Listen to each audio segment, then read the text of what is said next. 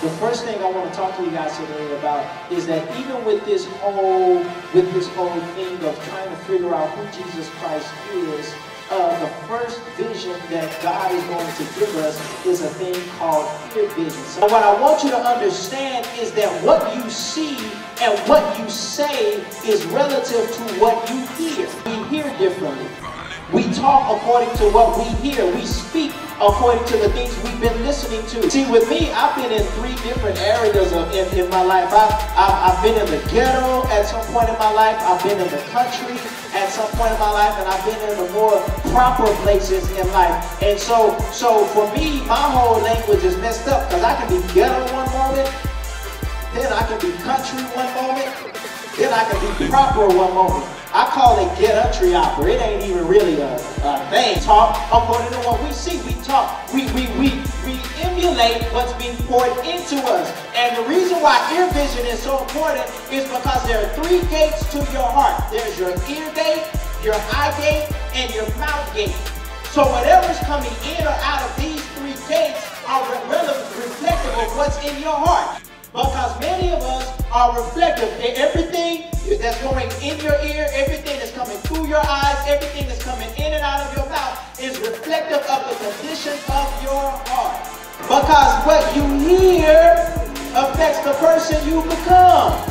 You talk like you hear. And the problem is, most girls see a dude, they got problems, they be like, oh my God, that makes me want to love him more. And all of that stuff is giving fellas the permission to be players. God ain't never told me he'll break my heart.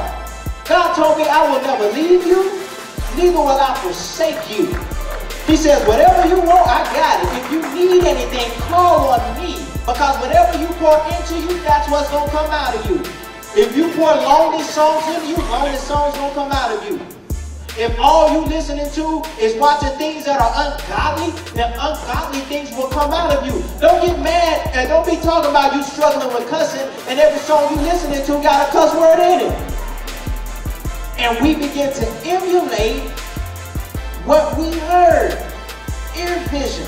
The things we listening to affecting the person, the type of person I am. So here's what I have to learn. Whatever I pour into me is what's going to come out of me.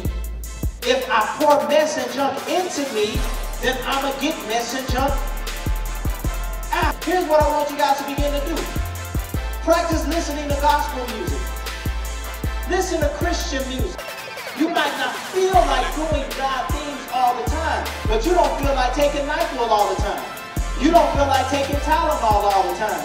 You don't feel like taking that nasty, great children's medicine that they say is supposed to be good because it tastes like grape, but it's really nasty. At the same time, I'll still take it because I know at the end of the day, that medicine is going to help me. At the end of the day, if you're listening to Christian music, that music is going to help you. You're going to hear something that you needed to hear from God, and you're going to begin to see your life in a different light. What you want to do is begin to read the Bible, but then speak it out loud. Because you're already doing 2 things. You're saying, you're seeing the words, you're hearing what you're speaking, and then you're speaking it. And all you're doing is you're creating a cycle for God's vision to begin to work in your life.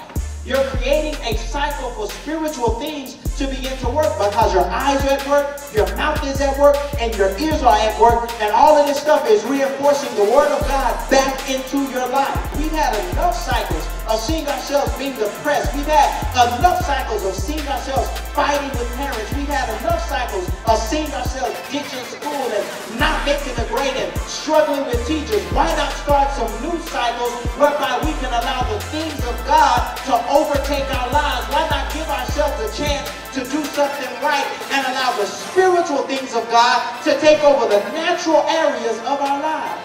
When I read the Word of God, I'm reinforcing to my spirit man that you have the control over my life. I'm reinforcing the good parts about myself, and I am allowing God to take control.